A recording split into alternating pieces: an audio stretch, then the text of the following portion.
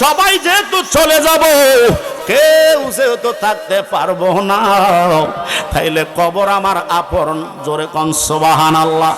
ওই কবরটারে আমাদের আপন বানায়া নিতে হবে। এই পৃথিবীটা হলো, এই বিল্ডিংটা হলো, এই জমিনটা হলো, এই দুনিয়ার আলো বাতাস হইল ক্ষণস্থায়ী। আমি আপনি যখন কবরে যাব, ওই কবরটা হলো আমার আপনার জন্য চিরস্থায়ী। কথা বলেন ঠিক কিনা?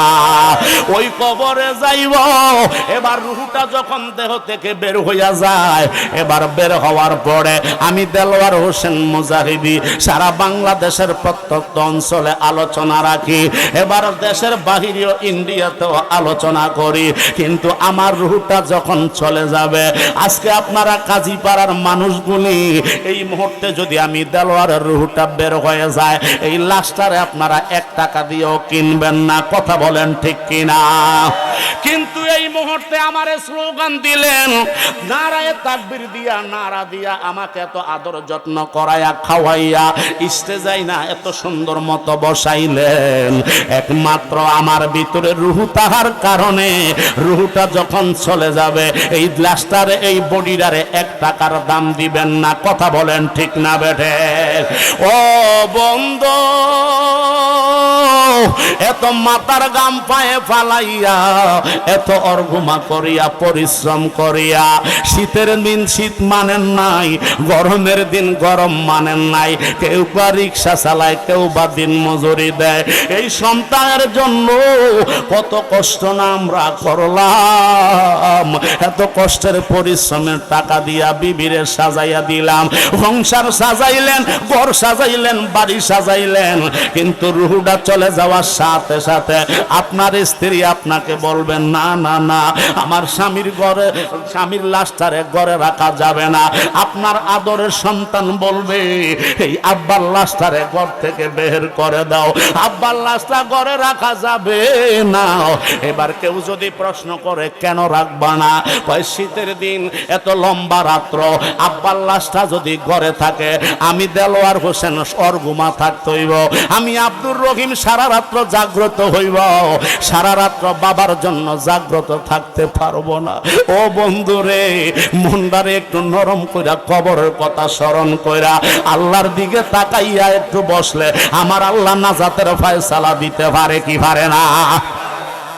ও বন্ধু,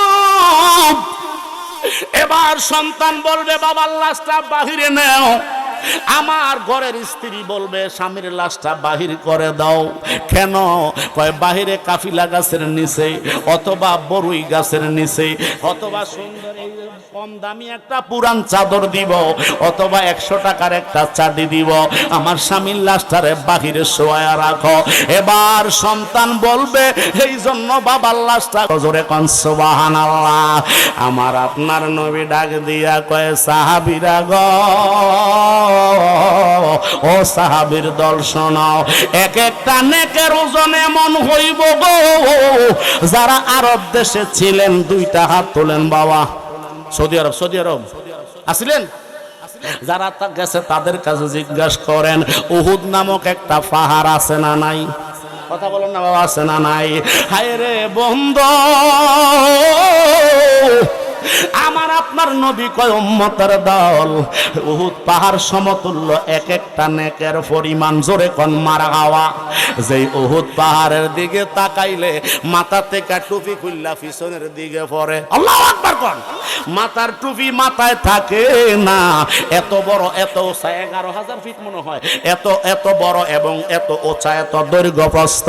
আমার আপনার নবী কয়, উম্মতের দল, এক একটা ওজনের নেক, এক একটা নেকের পরিমাণ হলো উহুদ পাহাড় সমতুল্য। জোরে কোন মারহাবা। এই জন্য রে বাবা, আমার আপনার নবী কয়, কবরে যখন ডাক দিবে, আমি নবীরে যারা চিনতে পারবে না, ওই লোকটার কবর থেকে নবীর চেহারা মোবারকটা মলিন হয়ে যাবে। কথা বলেন ঠিক না বেঠে? ওই মদিনার নবী যখন চেহারা মোবারক মলিন কইরা যেই উম্মতের কবর থেকে রাগ হইয়া বের হইয়া যাইব গো, ওই উম্মতের কবরে দাউ দাউ কইরা জাহান্নামের আগুন জ্বলা আরম্ভ হইয়া যাইব। ঠিক কিনা বলো? ওই কবরে বন্ধু নাই, ওই কবরে বান্ধব নাই। যেই নবী হবে বন্ধু, যেই নবীর উসিলায় আমার আপনার কবর হবে জান্নাত, ওই নবীর সাথে দুনিয়াতে সম্পর্ক রাখার দরকার আছে না নাই? জোরে বলেন না, বাসে না নাই? ওই নবীরে মহাব্বত করছে গো, ভালোবেসেছিল নবীজির একজন দাসী, জোরে কোন মারহাওয়া, যার নাম হইল উম্মে আয়মান। নাম কি? নাম কি? যার নাম ছিল উম্মে আয়মান রাদিয়াল্লাহু তাআলা আনহা, একজন মহিলা দাসী ছিল। ওই দাসীরা আব্দুল্লাহর খেদমত করেছিল, ওই দাসীরা আব্দুল মুত্তালিবের খেদমত করেছিল। শুরুটা হয়েছিল আব্দুল মুত্তালিব থেকে। আল্লামা কাজী আয়াজ রহমাতুল্লাহ আলাই ওনার শিফা শরীফের মধ্যে উল্লেখ করেছে, হযরতে উম্মে আয়মান রাদিয়াল্লাহু তাআলা আনহা হঠাৎ করে আমার নবীর খেদমতে যেহেতু আছে, আমার নবী ফজরের নামাজ পড়িয়া একটু বাইরে হাঁটতেছে, জোরে কোন মারহাবা। আমাদের দেশের লোকেরা দেখবেন ফজরের পরে অনেকে হাঁটাহাঁটি করে, কথা বলেন ঠিক কিনা? রহমতের বাতাস বয়ে যায়, যারা নামাজি তাদের গায়ে সেই রহমতের হাওয়া লাগে, জোরে কোন মারহাবা। দেখবেন যারা ওই সময় শুইয়া থাকে না, হাঁটাহাঁটি করে নামাজের পরে, ওই লোকগুলার শরীর স্বাস্থ্য ভালো থাকে, জোরে কোন সুবহানাল্লাহ। আর যেই লোকগুলা ফজরের সময় খেতা টাইন না, কম্বল টাইন না, কম্পট টাইন না, ঘুমায় নাক ডাইকা, এই লোকগুলা 8টা বাজে উঠবো, দেখবেন শরীর দ্বারা লাগতে পারে না, এদিক দিয়ে ব্যথা এদিক দিয়ে ব্যথা, আছে না নাই? কথা বলেন ঠিক কিনা? ও বন্ধুরি, আমার আপনার নবী কয় উম্মতের দল, আমি মদিনার মুস্তাফা রহমাতুল লিল আলামিন তোমাদেরকে বলে দিতেছি গো, আমি মদিনার মুস্তাফা কামলিওয়ালা ফজরের নামাজের পরে একটু বের হলাম, সুবহানাল্লাহ কোন। হযরতে উম্মে আয়মান দাসী নবীজির হুজরা মোবারক পরিষ্কার করার জন্য গেল। এবার পরিষ্কার করতে যাইয়া হযরতে উম্মে আয়মানের পানির পিপাসা লাগছে। এবার পানির পিপাসা লাগার সাথে সাথে পানির বোতলের কাছে গেল, পানির পাত্রের কাছে গেল, যাইয়া দেখতেছে পানি নাই, পানি নাই, কিন্তু পিপাসা শুধু বাড়তেই লাগলো, বাড়তেই লাগলো, জোরে কোন আল্লাহু আকবার। বন্ধুরা রে আমার, উম্মে আয়মান চিন্তা করলো পানির পিপাসা বেড়ে গেল। হঠাৎ করে নবীজি যেই হুজরায়, যেই খাটের মধ্যে নবীজি যেই জায়গায় অবস্থান করতেন গো, ওই খাটের নিচে ছোট্ট একটা পাত্র দেখা যায়। ওই পাত্রটা টান দিয়া কাছে আনলেন, আইনা দেখতেছে পাত্রের মধ্যে একটু পানি দেখা যায়। উম্মে আয়মান চিন্তা করলো, যেহেতু কলসির ভিতরে পানি নাই, ওই পানিটা আমি একটু পান করে আমার ক্ষুধাটারে আমি নিবারণ করে ফেলাই, আমার পিপাসা আমি মিটাইয়া ফেলাই। এই বলে উম্মে আয়মান রাদিয়াল্লাহু তাআলা আনহা গো, ওই পাত্রটা যখন মুখের কাছে নিল, এবার মুখের কাছে নিয়া দেখতেছে উম্মে আয়মান এত সুস্বাদু ঘ্রাণ লাগতেছে নাকের মধ্যে। এবার বিসমিল্লাহ বইলা যখন মুখে দিয়েছে, উম্মে আয়মান কয় আল্লাহ, মনে হয় নবীর দরবারে রাত্রে কেউ শরবত দিছিল, হাদিয়া তোফা দিয়ে গিয়েছিল, আমার আপনার নবী কিছুটা খাইলো, আর আমি দাসীর জন্য হয়তো বা কিছুটা শরবত রেখে দিল। সুবহান। উম্মে আয়মান মনে মনে চিন্তা করলেন গো, চিন্তা কইরা এবার আস্তে কইরা মুখে লাগাইয়া শরবত মনে কইরা আস্তে কইরা সুন্দর মতো খাইল। ডক ডক কইরা এক ডোক খাইয়া দেখছে ভাল লাগছে, এবার দ্বিতীয় ডোক খাইছে, খাওয়ার পরে কয় এত স্বাদ পানি তো জীবনে কোনোদিন পান করি নাই, এবার পুরাটা ডক ডক কইরা খাইয়া ভালাইছে, জোরে কর আল্লাহু আকবার। হযরতে উম্মে আয়মান রাদিয়াল্লাহু তাআলা আনহা যখন এই পানি ডাকাইয়া ফলাইছে গো, হুজরা পরিষ্কার করা শেষ, উম্মে আয়মান চলে গেছে। আমার আপনার নবীরে আমার আল্লাহ ডাক দিয়া কয়, বন্ধু আপনি নবী হুজরা মোবারকের খবর লন। আমার নবী হুজরাতে আসলেন, আইসা ডাক দিয়া কয়, উম্মে আয়মান গো, আমি নবী কাল রাত্রে অসুস্থতার কারণে বাহিরে প্রস্রাব মোবারক করতে পারি নাই, আমার খাটের নিচে ওই পাত্রটার ভিতরে আমি প্রস্রাব গুলা রেখে দিছিলাম, ওই প্রস্রাব গুলা একটু দূরে নিয়ে ফেলে দিয়ে আসো। উম্মে আয়মান কয়, নবী গো, ও মায়ার নবী, আমি পানির পিপাসায় কাতর হইয়া আপনার হুজ্জার ভিতরে ঢুকলাম।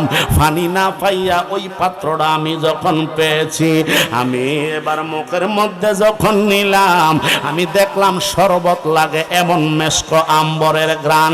আমার জিন্দেগিতে কোনোদিন এত সুস্বাদু পানি আমি পান করি নাই।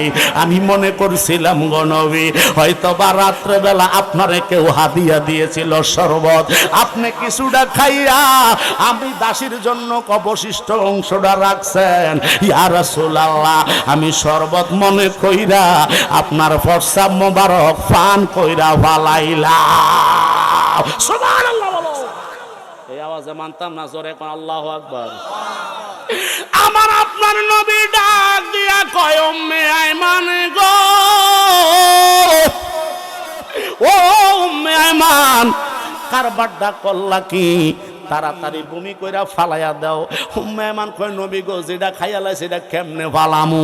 কয়, তুমি তাড়াতাড়ি বমি করো, বমি কইরা এটা ফালাইয়া দাও, কারণ মানুষের প্রস্রাব মানুষে পান করতে পারে না। তুমি যে আমার প্রস্রাব খাইলা, তুমি তো জাহান্নামী হইয়া গেছো গো। তাড়াতাড়ি জাহান্নাম থেকে বাঁচতে হলে এই প্রস্রাব তুমি বমি কইরা ফালাইয়া দাও। আশেকে রাসূল উম্মে আয়মান ডাক দিয়া কয়, নবী গো, ও মায়ার নবী, এত সুস্বাদু প্রস্রাব আমার পেটের মধ্যে আমি ঢুকাইলাম। আমার মনে হয় পৃথিবীর শ্রেষ্ঠ পানিটা আমার পেটের মধ্যে নিছি গো। আমি জাহান্নামের আগুনে জ্বলতে রাজি আছি, আপনার পেশাব মোবারক বাহির করতে রাজি না।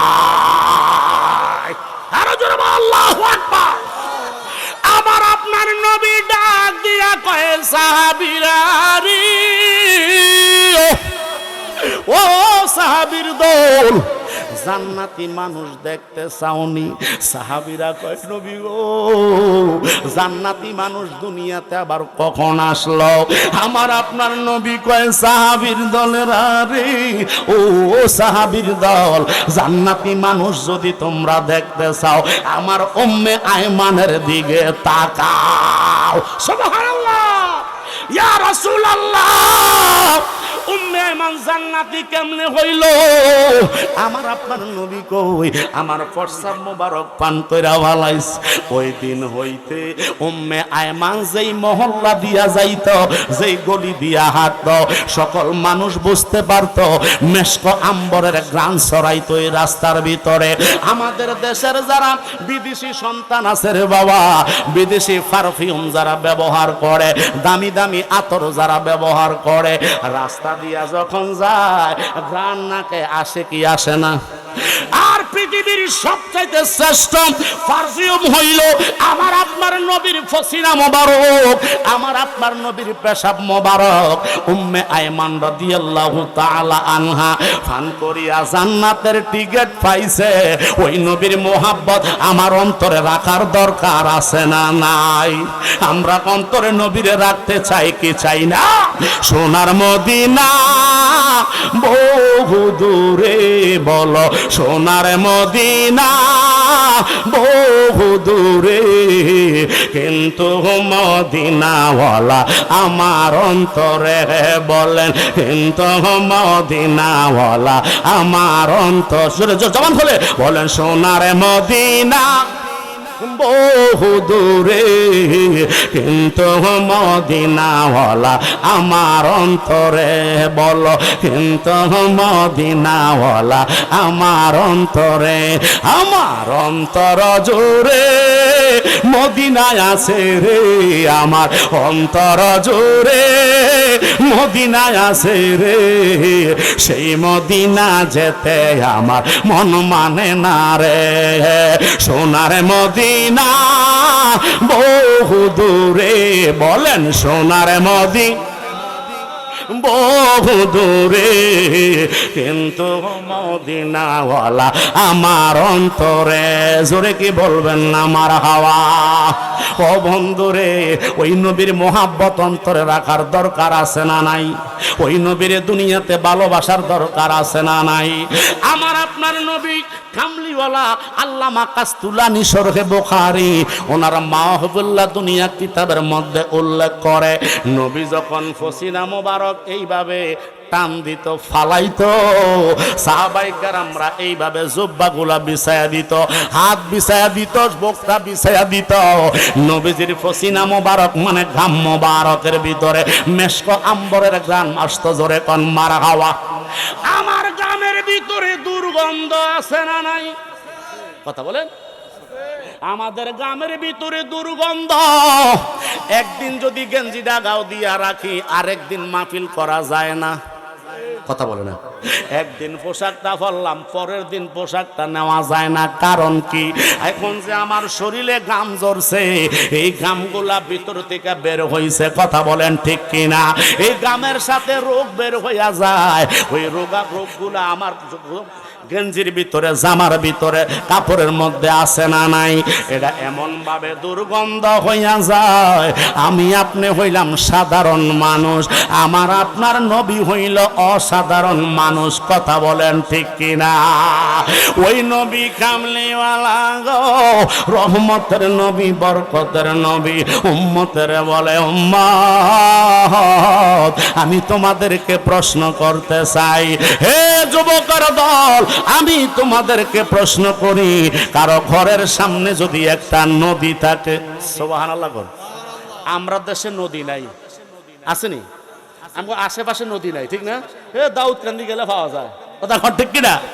আমার আপনার নবী কয়, কারো ঘরের সামনে যদি একটা নদী থাকে গো, ওই নদীর ভিতরে যদি কেউ 5 বার গোসল করে, কয়বার? সবাই বলেন কয়বার? 5 বার যদি কেউ গোসল করে, আমার নবী কয় সাহাবীর দল, আমি জানতে চাই তোমাদের থেকে ওই শরীরে কোনো ময়লা থাকবে না যেই ব্যক্তি 5 বার গোসল করে। সাহাবীরা কয় নবী গো, নবী গো, নবী গো, একটা লোক যদি দৈনিক 5 বার গোসল করে গো, তার শরীরে তো যাররা পরিমাণ ময়লা থাকতে পারে না।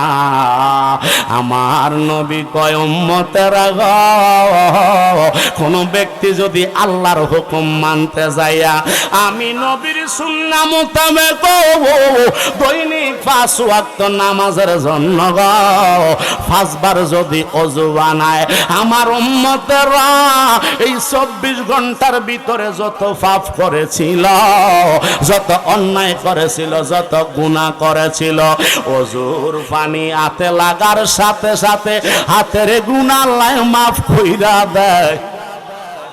ওযুর পানি মুখে দেওয়ার সাথে সাথে এই মুখ দিয়া কত কথাই না আমরা বলি, ঠিক না?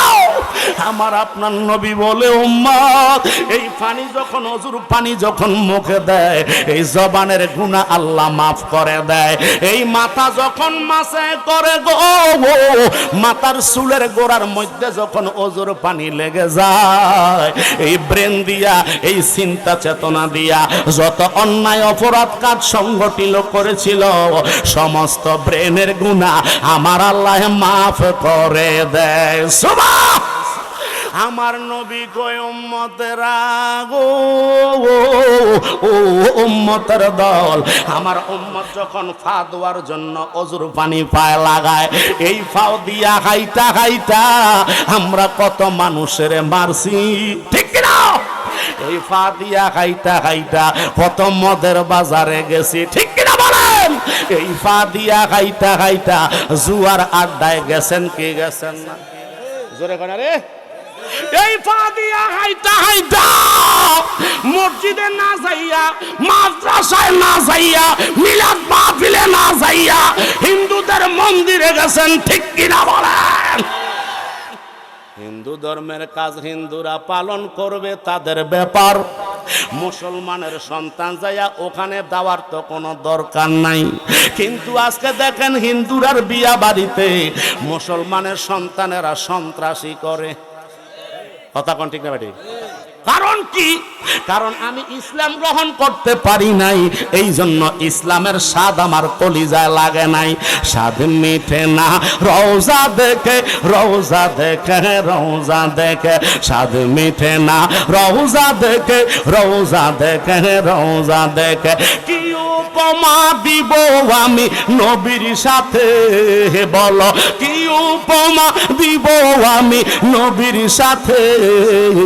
স্বাদ মিঠে না রওজা দেখে, রওজা দেখে, রওজা দেখে, স্বাদ মিঠে না রওজা দেখে, রওজা দেখে, রওজা দেখে। ঠিক কিনা বলেন? নারায়ে তাকবীর, নারায়ে রিসালাত, আহলে সুন্নাত ওয়াল জামাত, আলহাজ হযরত মাওলানা আয়াজ আহমেদ জুবাইরি সিদ্দিকী কুরাইশি হুজুর কেবলার আগমন এই মাহফিলের পক্ষ থেকে দুরূদ শরীফ পড়েন। আল্লাহুম্মা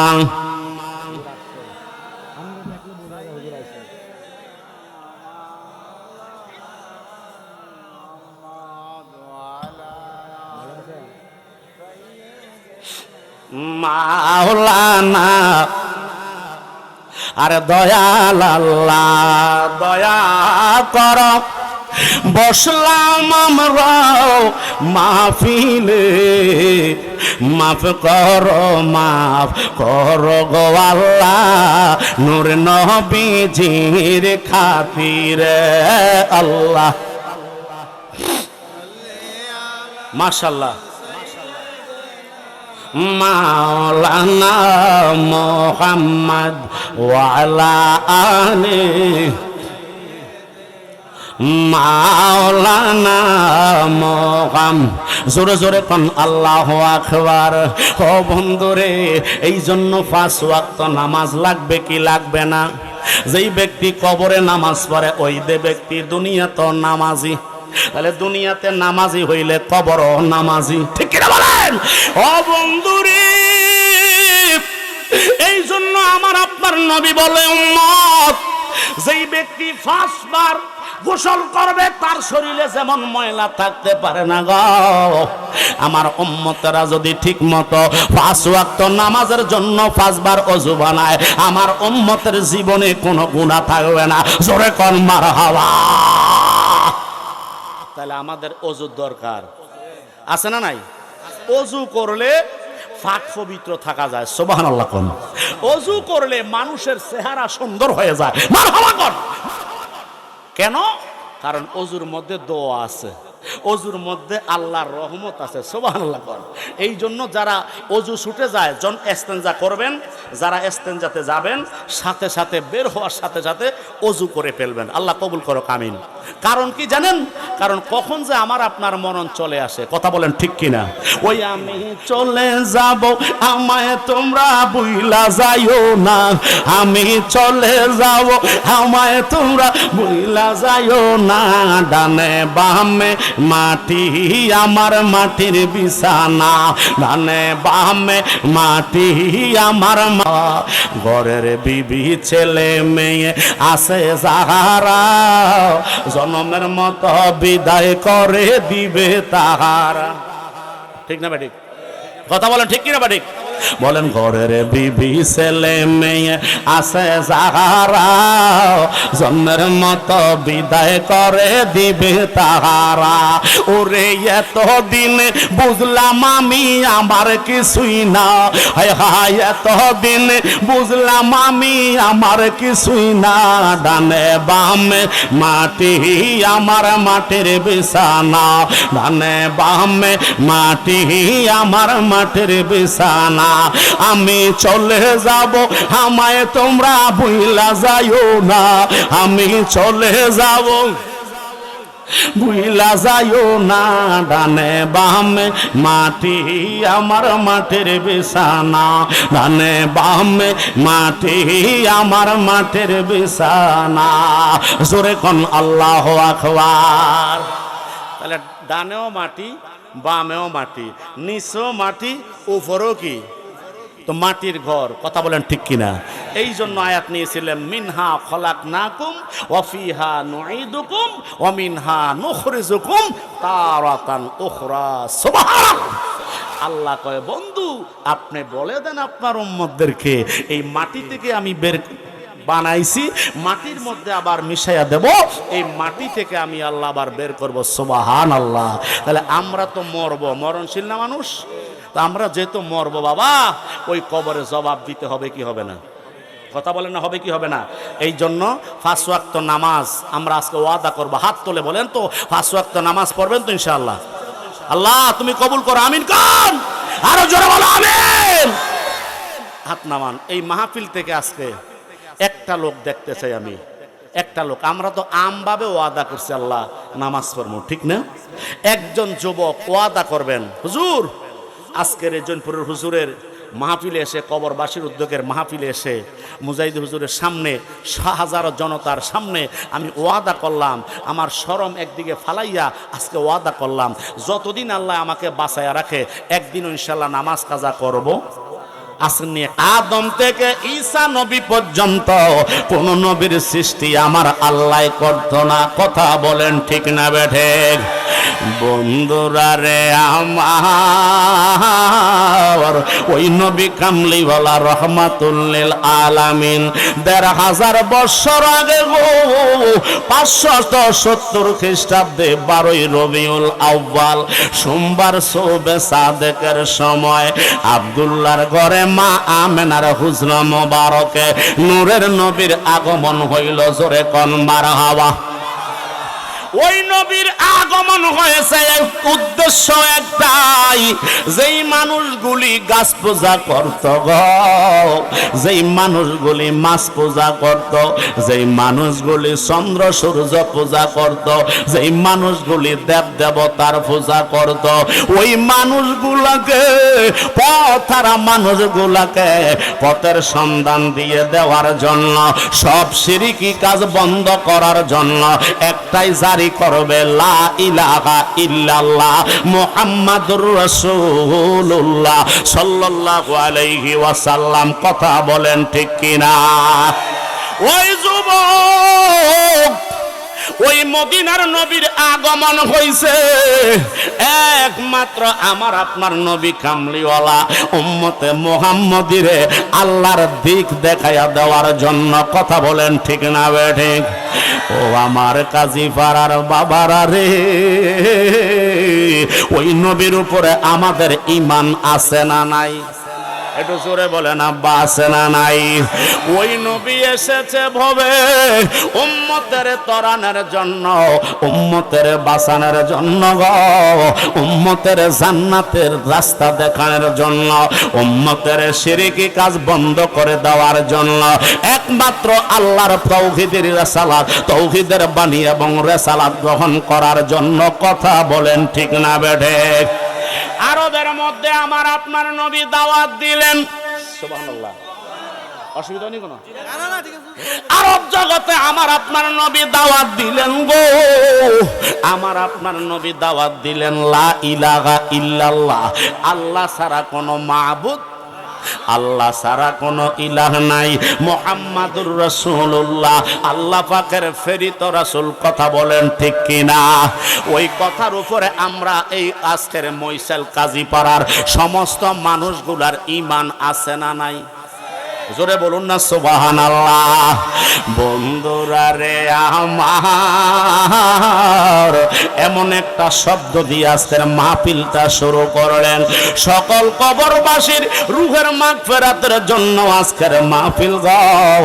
তাইলে এই কাজীপাড়া এলাকার ভিতরে কবরস্থান আছে না নাই? আপনারা আওয়াজ দিয়া বলবেন, আমাদের আসল বাড়ি কি বিল্ডিং না কবর? ওই কবরের খবর আমাদের নিতে হবে কি হবে না? এই কাজীপাড়ার শত শত মানুষ গো, হাজার হাজার মন মাটি বুকে নিয়ে আসতে কবরের মধ্যে শুয়া রইছে গো।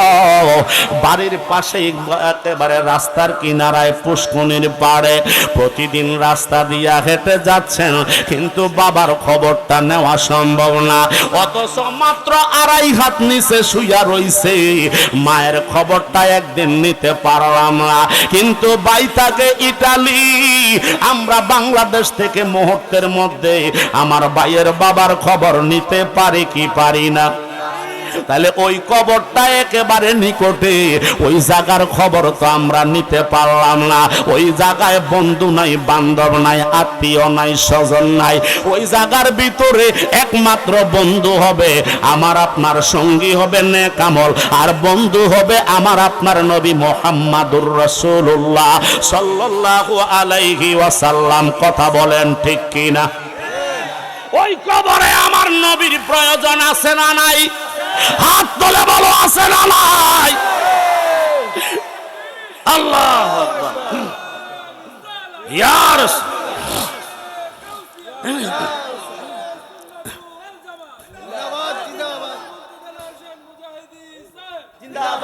তুমি রহমান, তুমি মেহেরবান। বলেন তুমি রহমান, তুমি মেহেরবান। জনম জনম যদি গাহি তোমারি মহিমা গাওয়া শেষ হবে না। ঠিক কিনা বলেন? ঠাই দিও ও গো মাওলা, বলেন ঠাই দিও ও গো মাওলা, ও গো মহিয়ান। তুমি রহমান, তুমি মেহেরবান। বলুন না, তুমি রহমান, তুমি মেহেরবান। জোরে কোন আল্লাহু আকবার। একটা জবান বন্ধ রাখবেন না, সকলে মোহাব্বতে বলেন ইয়া রাসূলুল্লাহ। ও বন্ধুরে, এই জন্য আমার সাবজেক্টটা দিয়েছে কবরবাসীদের রূহের মাগফিরাত। জোরে কোন মারহাবা। ওই কবরে আব্বা আছে, ওই কবরে আম্মা আছে না নাই? ওই কবরে এতগুলো মানুষ গেল, ওই কবরের খবর তো একদিন নিতে পারলাম না। বন্ধুরা রে আমার, ওই কবরের খবর যদি নিতে পারতাম গো, আজকে এই কাজীপাড়ার মানুষগুলি এই মাহফিল সাইরা বাড়িতে থাকতো না। এই কাজীপাড়ার মানুষগুলি এই মাহফিল সাইরা রাস্তাঘাটে থাকতো না। এই কাজীপাড়ার মানুষগুলি গো, অসুবিধা হইতেছে? সামনে দিয়ে একটু জায়গা, এই জায়গাটা খালি আছে, একটু তেরফালের ব্যবস্থা করে দেন, লোকজন জায়গা হবে না ইনশাআল্লাহ। জোরে কোন মারহাবা। যারা আসছেন কষ্ট করে একটু চেপে চেপে বসবেন, শীতের দিন নিজেও বসবেন, আরেক ভাইকে জায়গা করে দিবেন। আমিন বলেন তো, জোরে বলেন না আমিন। আরো জোরে বলেন আল্লাহু আকবার। আব্বারা আমার গভীর মনোযোগ, কথা বলবেন না। আপনারা কথা বললে আমার লাইনটা একটু ছুটে যায়। কথা কোন ঠিক কিনা? বন্ধুরা গভীর মনোযোগ। এই জন্য রব্বুল আলামিনের পবিত্র কোরআনুল কারীমের মধ্যে, এই কোরআন আমরা বিশ্বাস করি কি করি না? আল্লাহর লৌহে মাহফুজের কোরআন। জোরে কোন মারহাবা। ওই কোরআন শরীফের ভিতরে গো আমার রব্বুল আলামিন ইন্ট্রোডাকশনে বলে দিয়েছেন গো, যালিকাল কিতাব। ও বন্ধু, এটা এমন একটা কিতাব, এমন একটা সংবিধান, লা রাইবা ফিহি, এর ভিতরে যারা পরিমাণ সন্দেহ নাই। আসেনি? সন্দেহ নাই। আমার আল্লাহ কয় বন্ধু গো, আল্লাহু আকবার কোন। ও বন্ধু, এই কোরআনের ভিতরে যারা পরিমাণ সন্দেহ নাই। আমার নবী কয় আল্লাহ তাইলে কি করা যায়, সামনে কিভাবে বাড়বো? আমার আল্লাহ কয় বন্ধু, হুদাল্লিল মুত্তাকিন। আমার বান্দা বান্দি, আপনি নবীর ঈমানদার উম্মত যারা হইব, ওই উম্মতে মুহাম্মদের জন্য আমি আল্লাহর কোরআনটা হবে হেদায়েতের একটা রাস্তা। ওই রাস্তায় আমাদের যাওয়ার দরকার আছে না নাই? তাহলে কোরআন নিয়ে সামনে বেরবো, কোরআন নিয়ে সামনে আমরা চলতে চাই। আল্লাহ তুমি কবুল করো, সকলে বলুন আমিন। ওই কোরআনুল কারীমের ভিতরে গো আমার রব্বুল আলামিন ১,৫০০ বছর আগে জানাইয়া দিলেন গো, আমার আল্লাহ বলেছেন মিনহা খলাকনাকুম ওয়া ফিহা নুঈদুকুম ওয়া মিনহা নুখরিজুকুম তারাতান উখরা।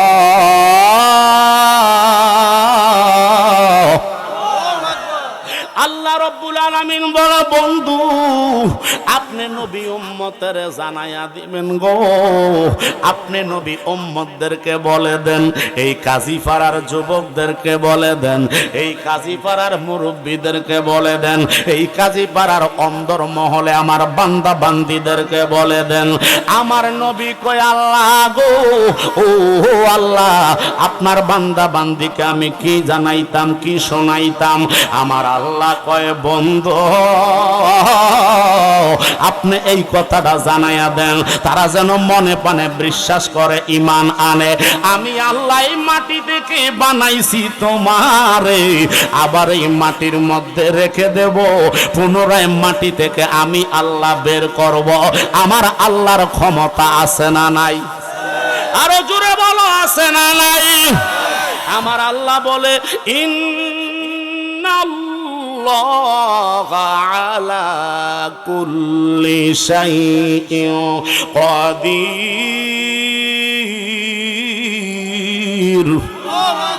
আমার আল্লাহ রব্বুল আলামিন বলে বন্ধু, পৃথিবীর জমিনে যত শক্তি আছে, যত ক্ষমতা আছে, সমস্ত ক্ষমতার একমাত্র মালিক আমি আল্লাহ।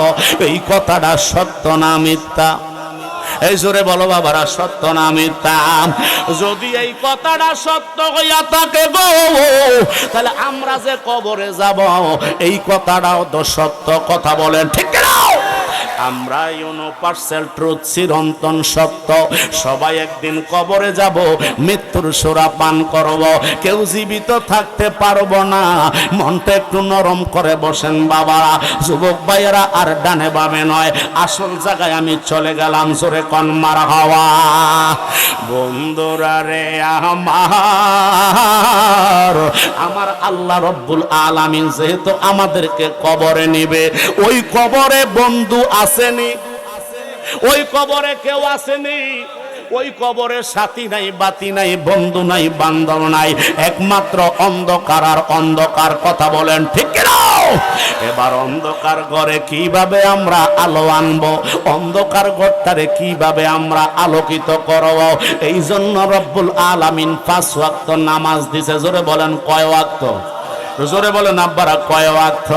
5 ওয়াক্ত নামাজ যারা ঠিক মতো আদায় করব, কিয়ামতের ময়দানে আমার আপনার নবী বলে উম্মতের দল, এই নামাজটা তোমার জন্য বোরহান হয়ে যাবে, এই নামাজটা তোমার জন্য দলিল হয়ে যাবে, এই নামাজটা তোমার জন্য এটা নূর হয়ে যাবে, এই নামাজটা তোমার জন্য কবরে তোমার একটা ছায়া হয়ে যাবে। জোরে কোন মারহাবা। একজন সাহাবী আয়েশা ডাক দিয়া কয়, নবী গো, ও মায়ার নবী, আপনার কাছে জানতে চাই ইয়া রাসূলুল্লাহ, আমার আল্লাহ পাক রব্বুল আলামিনের দরবারে কোন কাজটা সবচাইতে উত্তম? জোরে কোন মারহাবা। আমার আপনার নবী ডাক দিয়া কয়, সাহাবীরা গো, আল্লাহ রব্বুল আলামিনের কাছে সবচাইতে পছন্দনীয় কাজ হইল ওয়াক্ত মতো নামাজ আদায় করা। জোরে কোন মারহাবা। ওয়াক্ত মতো নামাজ আদায় করা। এবার ওই ব্যক্তি আমার আপনার নবীরে জিজ্ঞাসা করে, ইয়া রাসূলুল্লাহ, নবী গো,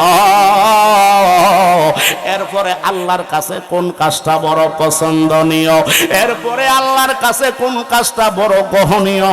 আল্লাহ রব্বুল আলামিনের পছন্দনীয়। আমার আপনার নবী কয়, উম্মত, দ্বিতীয় নাম্বার কাজটা হলো তুমি তোমার মা বাবার খেদমত করবা। জোরে কোন মারহাবা।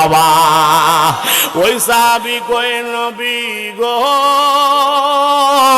3 নাম্বারে জিজ্ঞাসা করি গো নবী, আল্লাহ পাক রব্বুল আলামিনের দরবারে কোন কাজটা বড় পছন্দনীয়? আমার আপনার নবী কয়, উম্মতের দল। 3 নাম্বার হলো তোমার নবীর উপরে তুমি বেশি বেশি দরুদ পড়বা। জোরে কোন মারহাবা।